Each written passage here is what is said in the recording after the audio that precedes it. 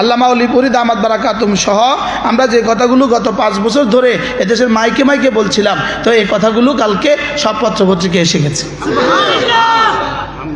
কি হয়? এটা সম্পূর্ণভাবে ইহুদিদের তৈরি করা।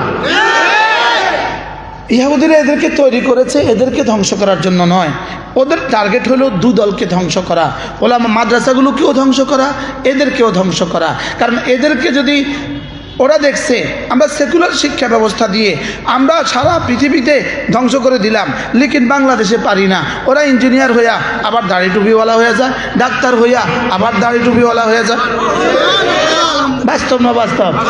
প্রফেসর হইয়া আবার দাড়ি টুপিওয়ালা হয়ে যায়। অতএব তোদেরকে ধ্বংস করতে হবে। তো তোদেরকে ধ্বংস করবো কেমনি?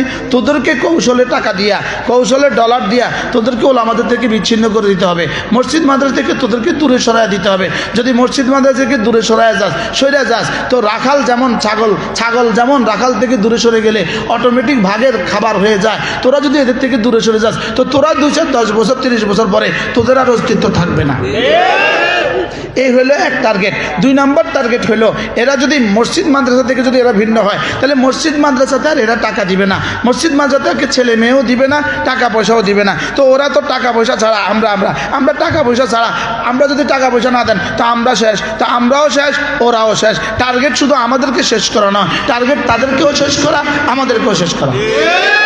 লেকিন আল্লাহর সিদ্ধান্ত হলো মসজিদ মাদ্রাসা আমি রাখবো, এটা আমার সিদ্ধান্ত। সারা পৃথিবী যদি সরে যায় তো কোনো অসুবিধা নাই, রব বলেন মসজিদ মাদ্রাসা রাখার দায়িত্ব আমার। সুবহানাল্লাহ বলেন। মসজিদ মাদ্রাসা হেফাজত করার দায়িত্ব কার? আল্লাহ। এই জন্যই আল্লাহ তাআলা এদের মুখোশ উন্মোচিত করে দিয়েছে, আর এদেরকে চিরতরে ধ্বংস করার জন্য গত বছর এই ট্র্যাজেডি ঘটিয়েছে। কি ভাই? মসজিদ মাদ্রাসা ছিল, আছে, থাকবে। বলেন ইনশাআল্লাহ, বলেন ইনশাআল্লাহ। এখন আমাদেরকে, আমরা সাধারণ মানুষ যারা আছি, এই সাধারণ এতাআতি বন্ধুরা যারা আছো, তোমরা তো এতদিন বুঝো নাই, তোমরা এতদিন এটাকেও তাবলীগ মনে করছিলা। এখন তো নিশ্চয়ই তোমরা ক্লিয়ার হবা, না এটা তাবলীগ নয়, এটা করে জান্নাতে যাওয়া যাবে না, এটা দিয়ে জাহান্নাম ছাড়া কোনো রাস্তা হবে না।